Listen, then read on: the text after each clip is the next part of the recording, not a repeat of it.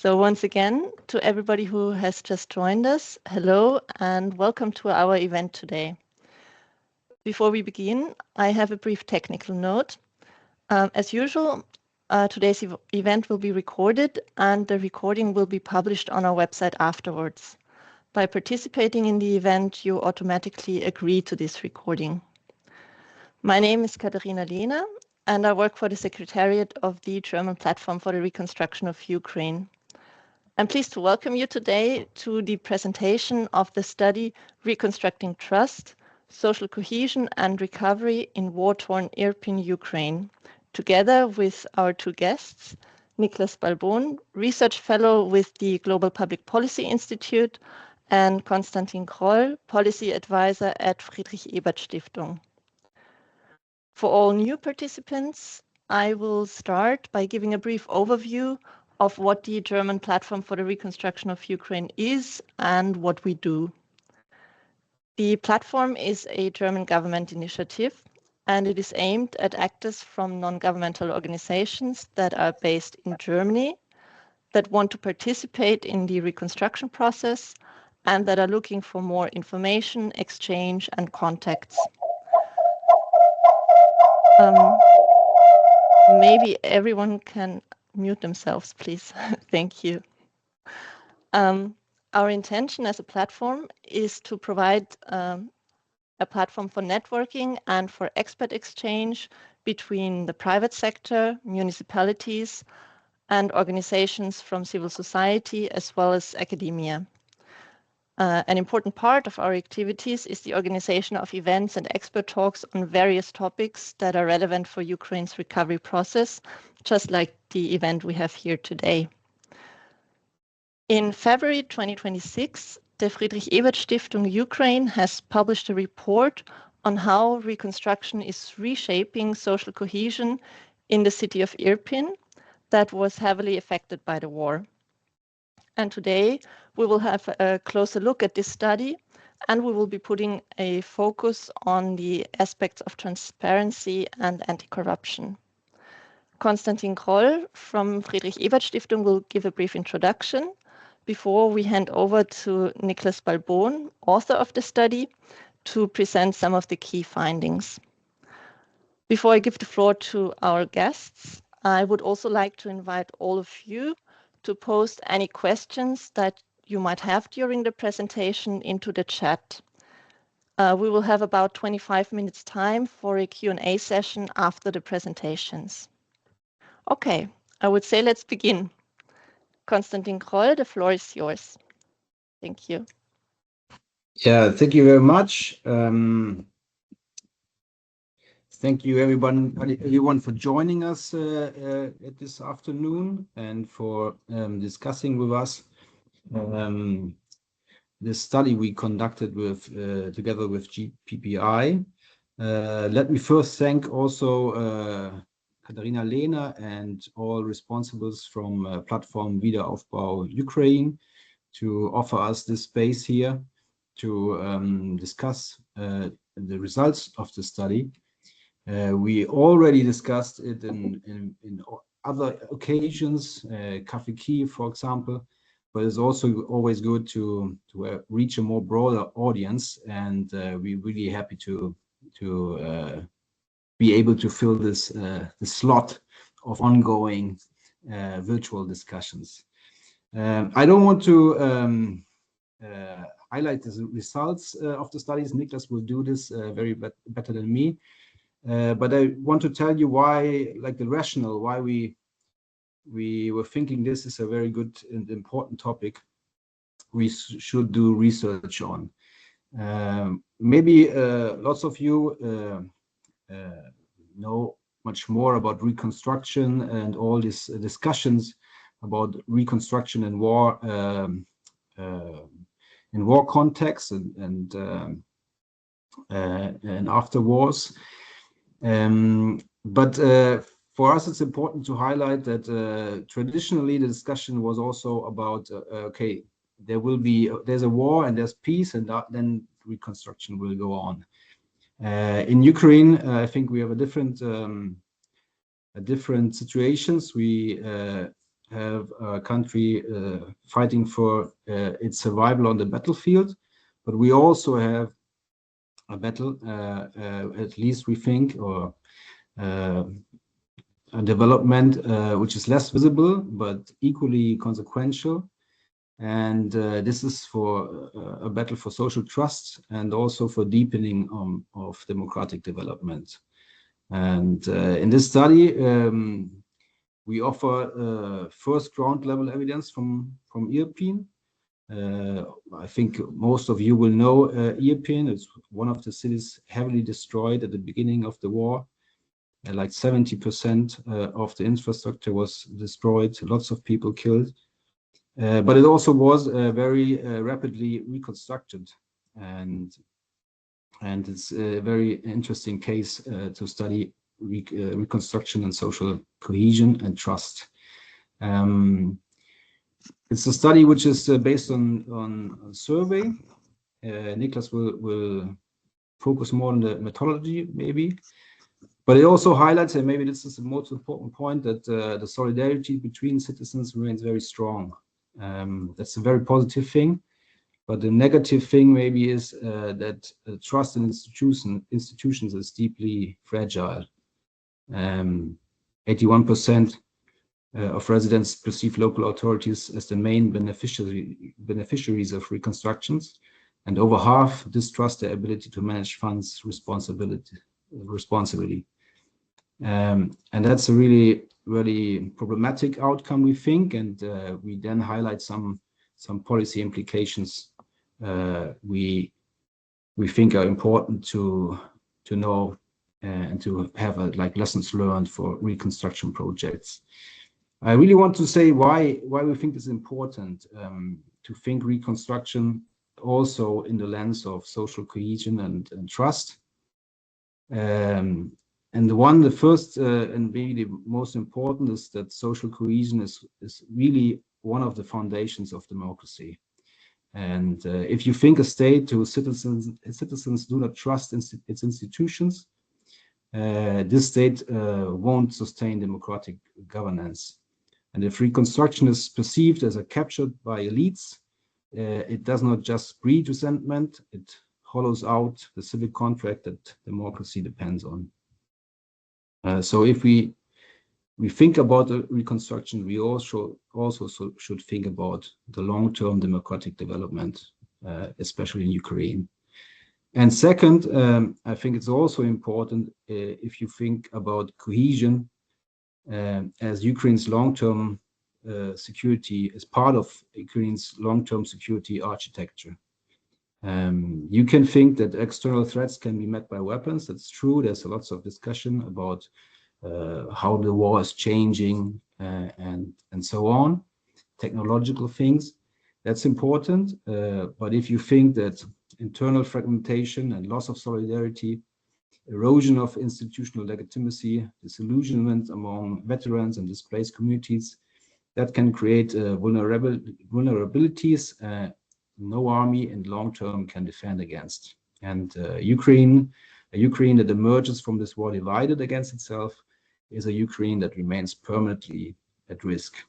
And maybe last but not least, it's also in the interest of donor countries, and coming from Germany and being part of the European Union as one of the major donors, it's also important to think that we not only invest in repaired infrastructure, but we also invest in lasting returns and trying to build a more resilient, cohesive, and democratic society. Yeah? Accountability, fairness, and citizen trust are not soft adds-on to reconstruction. They are the precondition for everything else. At FES, we also think that, of course, Ukraine must win the war, but in the long term, it also must win the peace. And only if we can keep this in mind, we can think of Ukraine as a sovereign, independent, and above all, democratic country in the future. And this country all really desire. So let me hand on to Niklas for a more in-depth view on this study. And then hopefully we can have a very nice discussion later on. Thank you very much. Thank you, Constantin Groll. I give the floor to you, Niklas Balbon, for the presentation of the key findings. Thank you. Wonderful. Hello, everybody, and also a big thank you from my side for having us and giving us the opportunity to present the findings of our recent project. Let me just pull up the slides that I've prepared for this.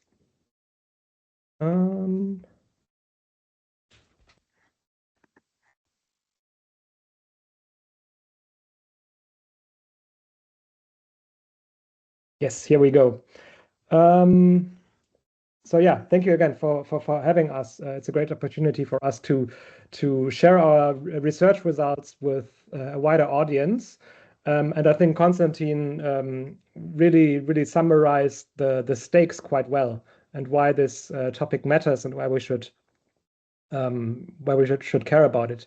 So let me dive right into what we did in this study. And the point of departure for us, or the reason why we thought that it was relevant to approach this topic from the research angle, is that obviously parts of Ukraine have already undergone quite a lot of reconstruction, which means that we can learn from reconstruction. Sorry, Mr. Balbon. Can I just interrupt you for a moment? We cannot see the presentation yet. I think something got stuck when you were switching to full screen mode. Then I will try again. Mm-hmm.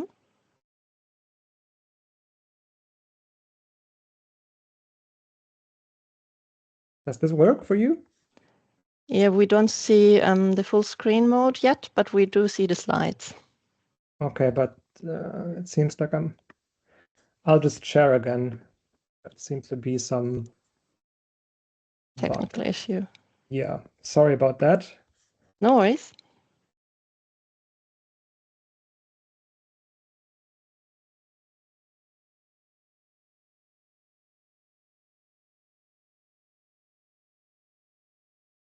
Are you still stuck with Yes, unfortunately.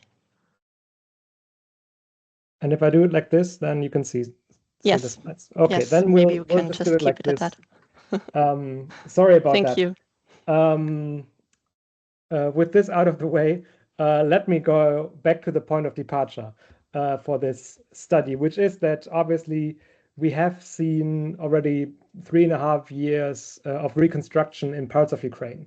And we can learn from these 3.5 years, not only in terms of what kind of reconstruction was effective and what has worked and what has not worked, but also regarding how reconstruction affects the social fabric in the communities that have undergone this development. And one of the things that we were aware of, or that we were worried about, is that reconstruction is obviously because we operate in an environment of scarce resources. It is obviously a process with distributive consequences. So the money that we spend, there need to be decisions on who gets access first, whose life is being reconstructed first, what kind of efforts are being prioritized and also deprioritized, and this creates winners and losers. And there is previous research on these kind of competitive dynamics that suggests that this can lead to intergroup conflict. In particular, this research in peace and conflict studies comes from a lot of civil war contexts, which are just the contexts that have been studied most in the last 20 to 30 years. But it is also a common assumption among many practitioners that work in the field of reconstruction, especially those from international donors and so on, international organizations, because they have collected their own experiences and their working knowledge in these contexts as well. And so this assumption that reconstruction can create intergroup conflict is something that's very common both in academia, but then also among practitioners. And then the consequence of this conflict, intergroup conflict, is obviously that it can have a detrimental effect on social cohesion, which is what we were particularly interested in. And that's why we thought it would be good for us to ask two questions in this study. The first one is, what impact does reconstruction have on social cohesion? And then this is followed by a second question, a more practical one, which is what donors can do to minimize negative impacts while maximizing positive impacts. And we did this by looking at one community, Irpin, as it has been mentioned. Some of you might know this. It's a suburb of Kiev. After the battle for Kiev was won by the Ukrainians, it was one of the first communities in Ukraine that has seen a lot of attention, but also resources flowing into the community for reconstruction. And we thought it would be a good idea to really zoom in to the local dynamics and understand on this local level the connection between reconstruction and social cohesion.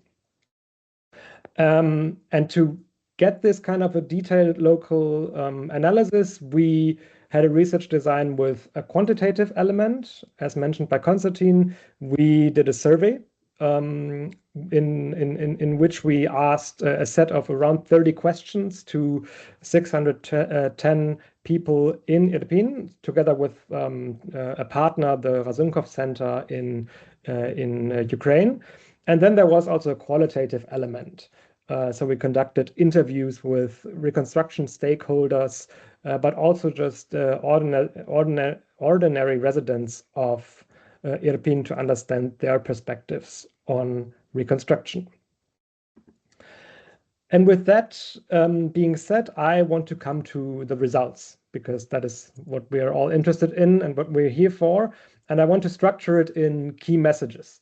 The first key message that I would like to highlight is that reconstruction does have an impact on social cohesion, and it does so negatively, but not between ordinary citizens. And this is also what Constantin alluded to already before. I want to give you a little view into the data to make this argument. So we asked the residents of Irpin in this sample, we asked them if they perceive the process of reconstruction in Irpin as fair or not. And here you can see that there is a majority of people. If you calculate the mostly unfair and not fair at all together, that there is a relative majority of people that say that reconstruction is not fair. And then there's also a big percentage of people that say that it's neither fair or unfair. And we then followed up on this question also by asking if people perceive that there are any undue beneficiaries of reconstruction. So people that basically benefit too much from reconstruction. And there we can see a really overwhelming majority of people who say that, yes, there are people that receive too much funds, that overly receive the benefits of reconstruction. And then the other side of the coin, obviously, is that people, unsurprisingly now, also said that there are other groups that are being neglected or left behind. Here we also see quite a dramatic number of people that have answered this way. We then went on to ask which groups are perceived to benefit unduly from reconstruction in Irpin. And I think this is where it gets interesting, and where some of this nuance that Constantin mentioned early comes to show, because we can see very clearly here that 81% of people think that local authorities benefit unduly. We also see that there's a good percentage of people that think that rich residents, in particular business owners and so on, that they benefit too much from reconstruction. But then, as you can also see, these social groups that I mentioned earlier, that we, coming from other research, had expectations about competition in between them about reconstruction funds. Basically, none of them are perceived to benefit unduly from reconstruction in Irpin. It's really the elites, so to say. And this shows us that the line of conflict, so to say, it doesn't run in between these groups like veterans, IDPs, just regular residents. It runs between the general population and elites, such as local authorities and rich residents. Which is quite an interesting result. Also contrasting from the theoretical kind of expectations that we had based on prior research. And this points at something that where it can help us to conceptualize social cohesion in two dimensions. One is the horizontal dimension, so trust, cohesion between people, really peer-to-peer. And the other one is vertical cohesion between citizens and institutions. And based on the data that we have aggregated, I think we can make the argument that vertical cohesion is very much under pressure, that there are ruptures, but horizontal cohesion, not so much. And I will elaborate on that even more. But then we also, I'll elaborate on that later. Before more on, I want to go a bit deeper on the authorities point and the vertical social cohesion, because we asked people to tell us if they trust local and national authorities with reconstruction. And here again, we can see, if we put not very much and no trust at all together, that there's also a majority of people that don't trust authorities to handle reconstruction. As such, we see a small difference between local and national institutions. National institutions tend to have a little bit more trust, but overall the picture here reinforces this argument that I've made earlier about vertical cohesion. And so also does the picture if we look at transparency, because we also asked how transparent the reconstruction process is perceived. And here again, we also see a big majority of people that say that reconstruction is either not transparent or even not transparent at all. Which brings me to the second key message that I wanted to make here about information portals, because we've just seen that transparency is a big pain point, obviously. And one of the mechanisms that is used and that also international donors like a lot to counter missing transparency are information portals. What I mean by that is, for instance, this is a screenshot. If you type in Irpin into the Dream portal, which is one of those websites where basically communities are required to upload data on reconstruction projects, and then you can see, if you click on these yellow circles, you can see the different projects that happened, in this case in Irpin. And you can see the progress, you can also see where the money comes from, and what the project horizon, for instance, is. And as you can also see just from this small screenshot, this is something that is well supported by international funders. And indeed, I think they are very much interested in this kind of transparency mechanism. I encourage you to go into this website and play around with it. It's very interesting. At the same time, we asked people if they use these kind of portals. And there, the respondents in our survey, again, a very big majority of them said that they don't use them, but they know them, or they don't use them because they don't know them, or and they didn't know them, which again highlights that whilst these portals might be technically impressive and interesting and valuable in terms of data transparency, they don't really seem to reach the local populations. At least in the case of Irpin, they clearly don't. And then you can even ask the question what the primary purpose of this is. I've shown you how popular these portals are amongst international donors, and I think from a critical perspective or from a provocative perspective, you could even ask the question: do they really serve the local populations, or do they serve the international donors who want to show that they are investing in transparency? I'm just gonna leave this here without providing you with the final answer, but definitely the data shows that, at least in the case of Irpin, these portals aren't really used in the way that perhaps we would hope for. Whilst this was now a very negative message, I also wanted to give you one hopeful, positive message at the end, which is that we can definitely see a positive trend in horizontal social cohesion. So we've talked about this difference between trust between state and citizens and just trust between citizens themselves. And regarding the latter, we see a different result in the survey.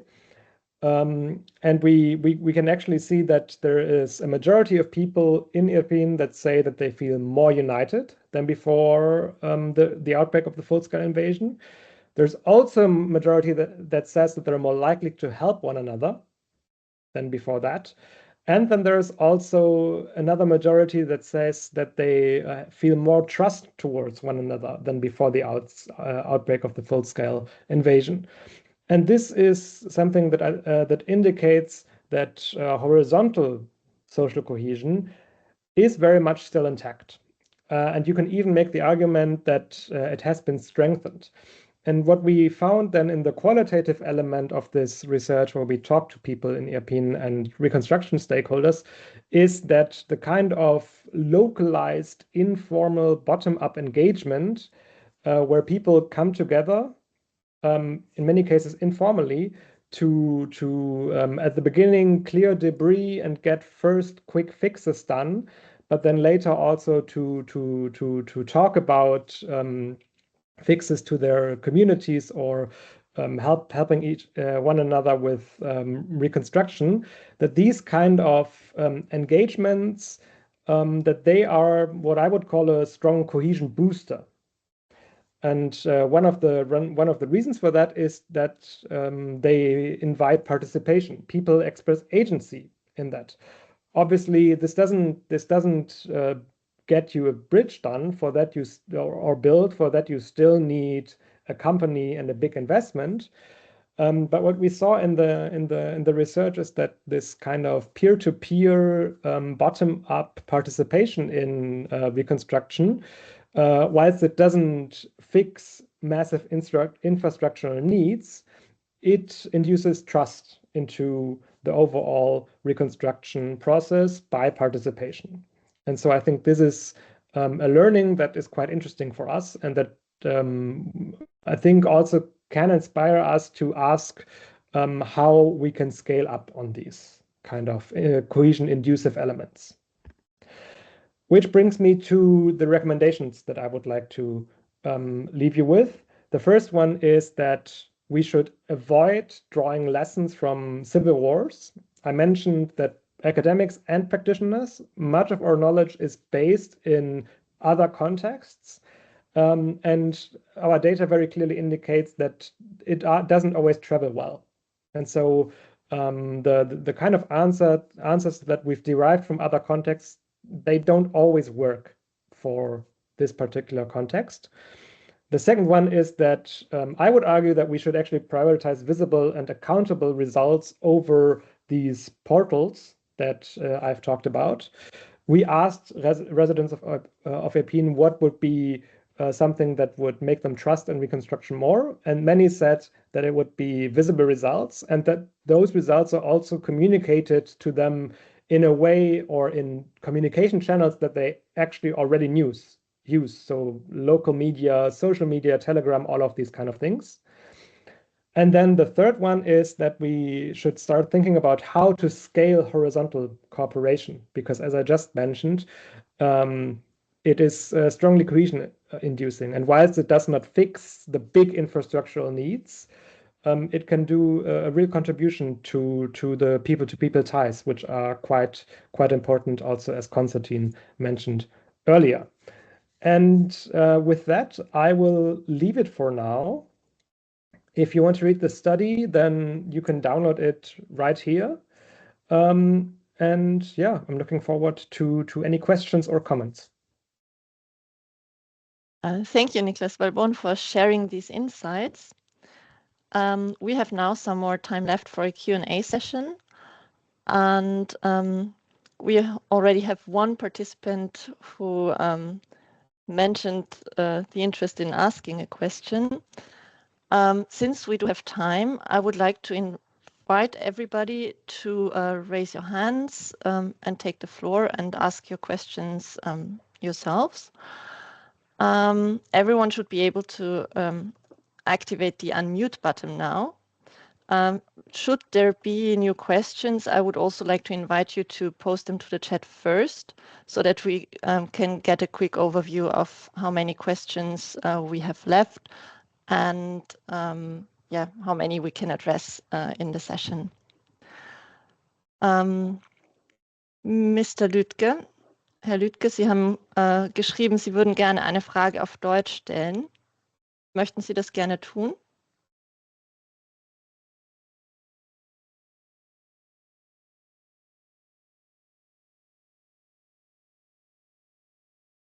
Falls ja, könnten Sie jetzt Ihr Mikro anmachen und die Frage stellen. Falls nicht, können wir das auch gerne auf später verschieben. Dann würde ich Marie-Karin von Gumpenberg vorziehen und Sie bitten, die Frage zu stellen. Marie-Karin von Gumpenberg, please.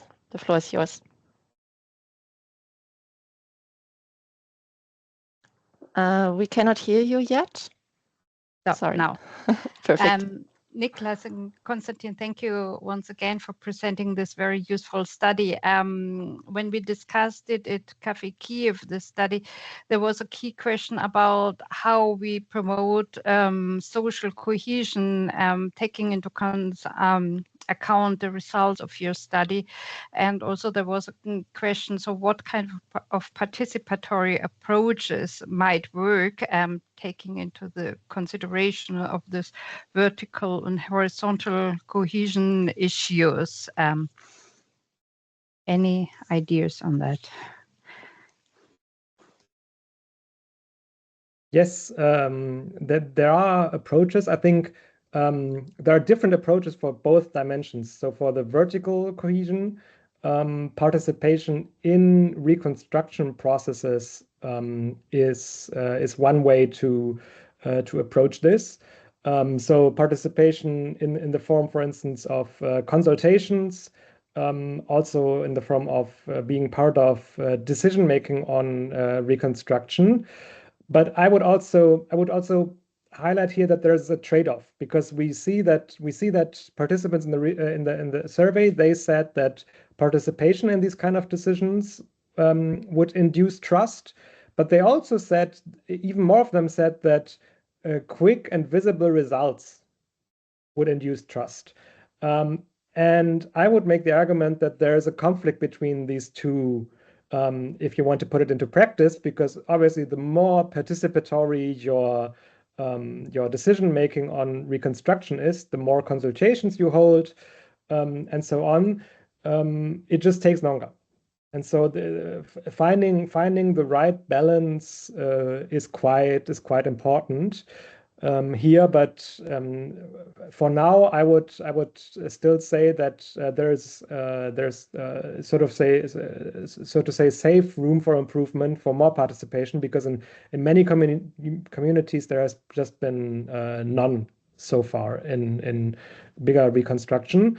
And then the other dimension that I mentioned, this bottom-up peer-to-peer approach, can be supported by donors in a limited capacity. So, for instance, in Irpin, we've seen that there were a few NGOs that developed spontaneously in 2022. They began with just people coming together and doing localized reconstruction, clearing debris, starting to build back private houses. And there was so much interest in that at some point, a few of the people engaged in these kind of events, they started to formalize this a little bit by creating a local association or a small NGO, and or just an initiative, even without a formal organization. And these kind of initiatives, they can be, for instance, supported through small grants. We're not talking about a lot of money here, and it's also cumbersome for donors to provide these kind of grants. But I would argue that there is value in that. Just to give you one example. Thank you. Maybe we try again with Mr. Lüdke. Zweiter Versuch.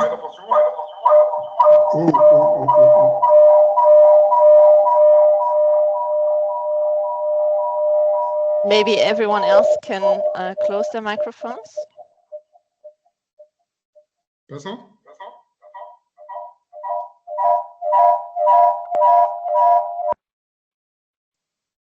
Tja, irgendwas geht nicht. Do you maybe have a headset that you could use?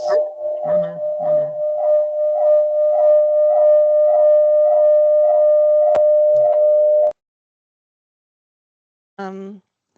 Sonst versuchen wir es, also wenn Sie ein Headset haben, könnten wir das damit nochmal versuchen.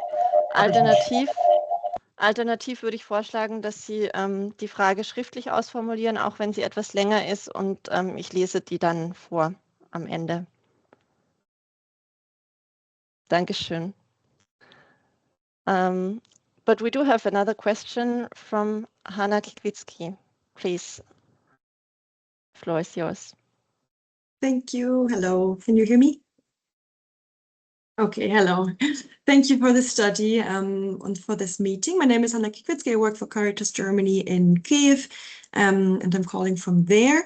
So this is very interesting because also Caritas and many other organizations are already doing reconstruction work in several places of Ukraine. So my question would be a little bit from your assessment. Do you have more information about like the composition of the people of the society that live in Irpin and you know that you have interviewed, and can you make any kind of comparisons or so to other areas in Ukraine that are under less quote unquote safe conditions? Because I could imagine that the factor of, I mean, Irpin is close to Kiev. Many things are functioning, communities are quite strong, people have different ages and gender. I could imagine that not all of this is applicable to, let's say, communities in Kharkiv Oblast or Mykolaiv Oblast, right, where the security situation is different and where also maybe less younger people are there who could help each other and so on. So from your knowledge working on this study over the last month, could you draw any kind of assumptions to other areas, or do you know of any other studies on that? Yes, because this is like a really interesting findings that you have, and I think it can help us a lot. But yeah, just put it in context. Maybe you could tell something more about that. Thank you. Yes, of course, and I think that's an excellent question. And just like I just made the comment that our learnings from other contexts, they don't travel well to Ukraine, and you can or you should make the same cautious comment when you apply the learnings from Irpin to other communities, because as you rightfully mentioned, the circumstances are very different in many areas, and the closer you get into the danger zone, so to say it. Also, the closer you go there, the more you see that other reconstruction needs are simply there. So if you go to any community that is closer to the front line, and you look at the kind of immediate reconstruction needs that are there, you see that there's a bigger emphasis on basic needs and on reconstruction that prioritizes and emphasizes the immediate need for security, which is less so in Irpin, where already, because it's quite a secure town, and at least we're not, at least right now, it's not under the threat of massive, large-scale violence. We can already talk about very different topics when it comes to recovery, and so I would agree with the premise of your question that these findings they don't really travel well necessarily, even though in terms of the trust question, I would think that you can see a very similar picture to Irpin and other communities without having done the survey there, so I don't have numbers for that. But I would expect that you can see similar levels of trust or mistrust into institutions elsewhere. And then on the peer-to-peer level, I think this is something to be explored in further research. I think it's fair to make the assumption that similar dynamics you can also see elsewhere. By that I mean that cohesion is induced by mutual cooperation, by helping one another, by experiencing agency. You can expect that this would also be the case elsewhere, but that's really something to be confirmed. So yeah, I'm afraid I don't have super satisfying answers empirically to your question, but that's just because we haven't captured that in the survey yet. Maybe just to add, of course, we don't have any baseline study, so we can't match these findings with the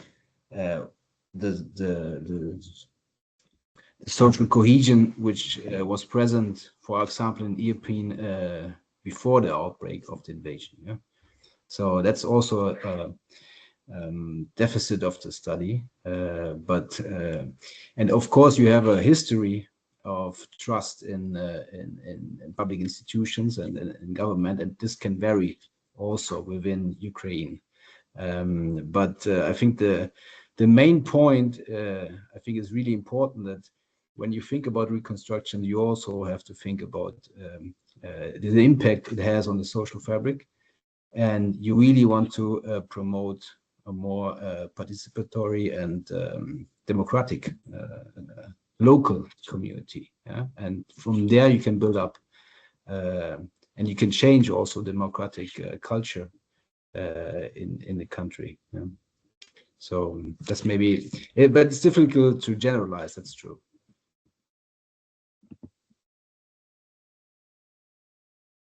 Thank you. Thank you.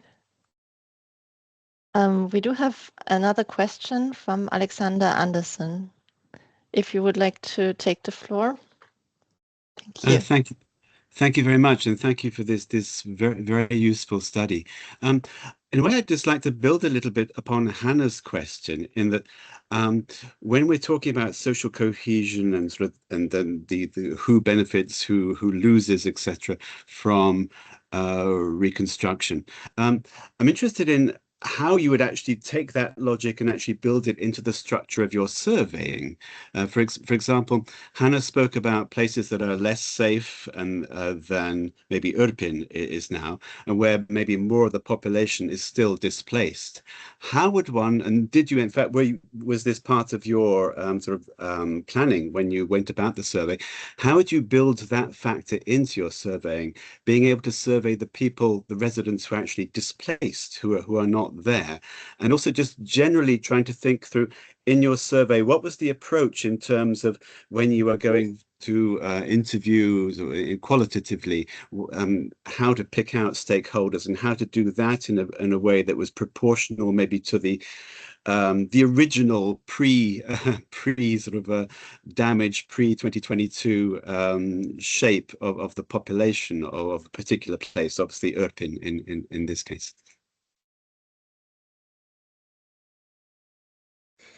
Yes, another very good methodological question. So on the qualitative part, the interview part, obviously the interview sample was not representative.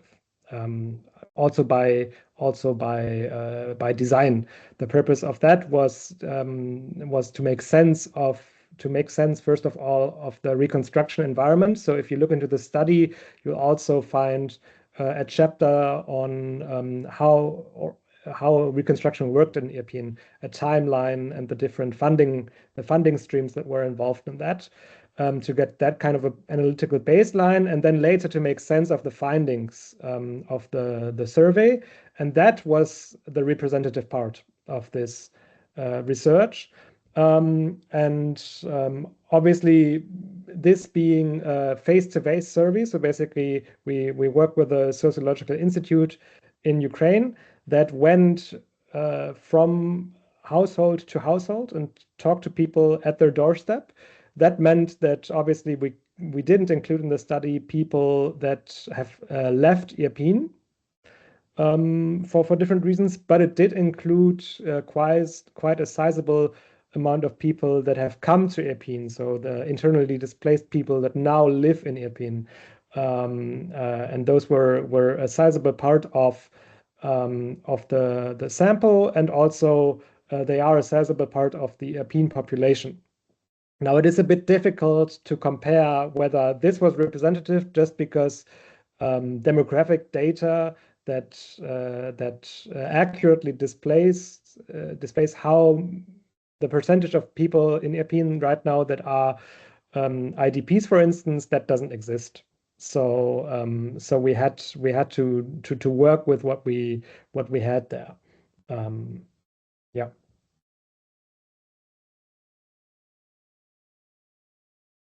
Thank you.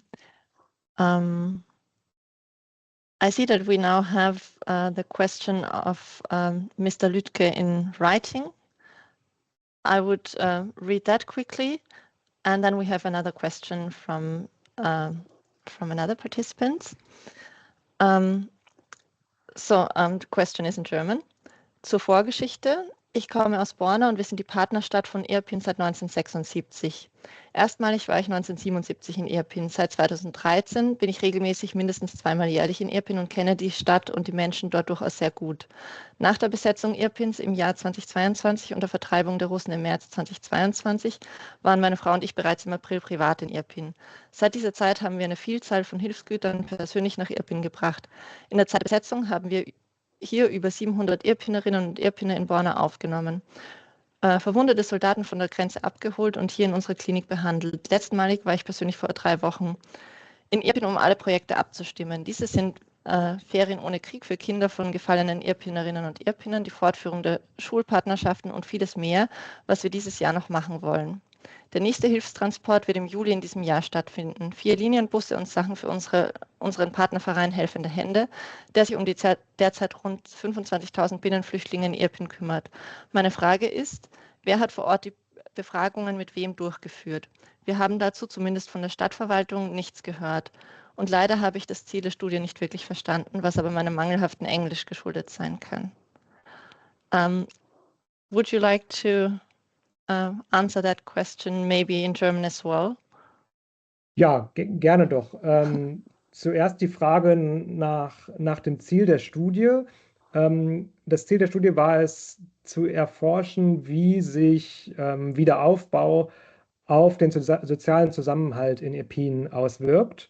Vor dem Hintergrund, dass selbstverständlich im Rahmen von Wiederaufbauprozessen Entscheidungen über Ressourcenallokation und so getroffen werden und das zumindest potenziell Konfliktpotenzial hat. Und das wussten wir eben auch aus anderer Forschung, aus anderen Wiederaufbaukontexten. Und dementsprechend wollten wir schauen, wie lokal dort der Zusammenhalt in der Bevölkerung von Wiederaufbaumaßnahmen, von dem gesamten Prozess beeinflusst wird. Und Ihre zweite Frage war zur Befragung, die wurde durchgeführt, also zur quantitativen Befragung, diese wurde durchgeführt vom Rasunkow Center. Das ist ein Meinungsforschungsinstitut. Und da sind wirklich Leute von Haustür zu Haustür gegangen und haben den Fragebogen, den wir davor entwickelt haben, dort abgefragt. Ja, dass sie von der Stadtverwaltung nichts gehört haben, ja, tut mir leid, aber das wundert mich jetzt auch nicht unbedingt, weil ich jetzt auch für den qualitativen Teil nicht mit sehr vielen Leuten aus der Stadtverwaltung gesprochen habe. Nur mit einigen und auch anderen Teilhabenden am Wiederaufbau. Genau, deshalb haben Sie da sehr wahrscheinlich nichts von mitbekommen. Vielen Dank. Geht immer noch nicht. Thank you. We have another question from Inga Schalinski. Please, if you want to take the floor. Okay, I hope you can hear me. Oh, perfect. So my name is Inga Schalinski. I'm from the University of the Bundeswehr in Munich.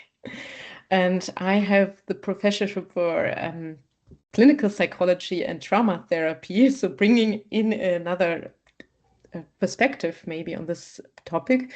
But we have noticed in trauma research that trauma does not affect only one person, it affects the full community and most likely also processes of reconstructing, because what we have learned is that we need to take care of the community being able to speak again about their experiences in regard of traumatic experience that happened there before you can do next steps, because we tend as humans to avoid everything that is when you're afraid, you want to take it away from you and you want others to be responsible. That's why I'm not too surprised to see that they feel it's something like building up local authorities, which I feel like it's from an outside perspective, it's natural to build up things that are important for the community, but I can imagine that they feel like they're responsible for the amount what happened to us here because they have not protected us maybe in 22 when they were attacked. So that's why I think it's a very important perspective, because we have learned once you working in communities, once you enable them to talk again and speak about their experience, they will take natural steps towards more exchange and also more important approach, in support of the community and democracy.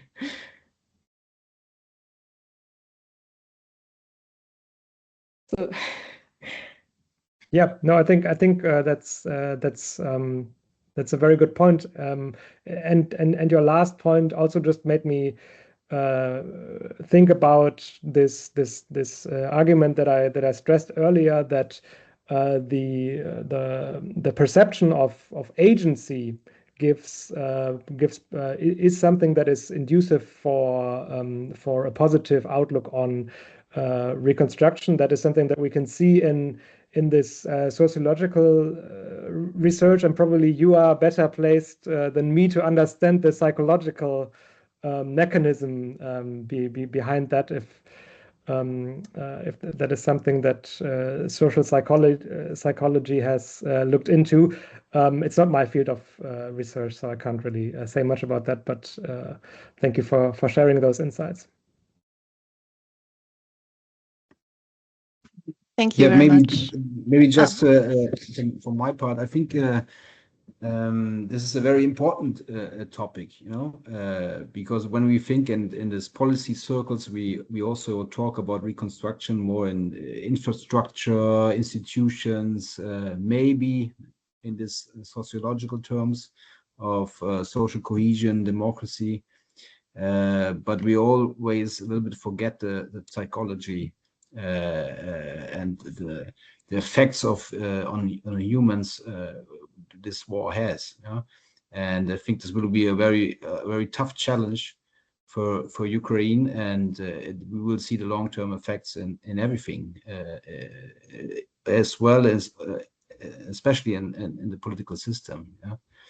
Yeah? So keeping in mind the individual effects of the war, and how to combine them with our policy goals in the reconstruction process is very important. But there are no wonder solutions, I think we can hope for. So, but at least we in FAS, and I think the German government as well, think that in a democratic society, such problems are much more easy, better to solve than if you think in other contexts. So yeah, I think it's a good input, but unfortunately, this study is not so much about it.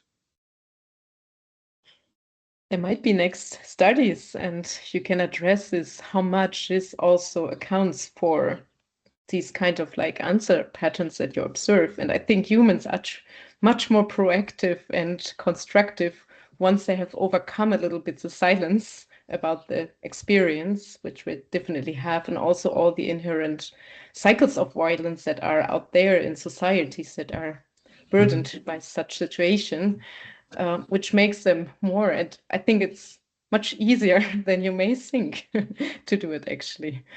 But it's something we all do not like, I think, to talk about bad stuff happening to people. Thank you. I think we answered all the questions from the audience. And with that, we are now almost already at the end of our event. I would really like to thank you again, Niklas Balbon and Constantin Groll, for sharing your insights, and also all participants for the interesting discussions and the questions that you have raised.